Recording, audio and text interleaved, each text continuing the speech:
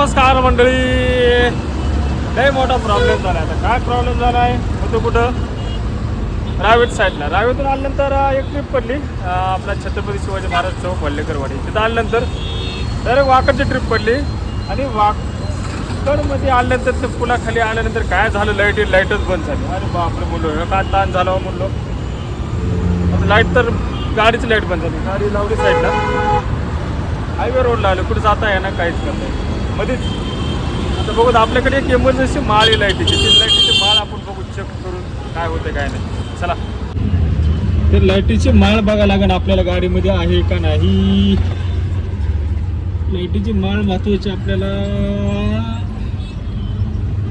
आहे. आहे कुठे आहे, सापडली एकदाची नाड कडा. धूळ धूळ धूळ धूळ बघितलं, धूळ किती निघली. जपून ठेवली तिला दिवस झाले. हिला कामाला येईल म्हणलो काही ना काही. आता आपण ट्राय करून बघू सगळं सामान ठेवून तिथ मध्ये आणि लाईटीची माळ बघू आपण काय होतं काय नाही, चालू होती का नाही. तर वायर पण होतच इमर्जन्सी. वायर सगळं ठेवावं लागतं. अचानक कुठं काय घटना, कुठली घटना सांगून येत नाही कवा घडून कवा नाही. तर मग लाईट पण सापडली, हे पण सापडली. आता लावून आपण चेक करू काय होतं काय नाही. कनेक्शन व्यवस्थित जोडलंय, वायर पण कमी होतं थोडं. तर फायनली आपली लाईट चालू झाली ना. बघा गरज तर भागलं, काहीतरी दिसतच नव्हतं. काय सांगू मित्रांनो, माहिती एवढा परेशान झालं म्हणलं आता काय करत.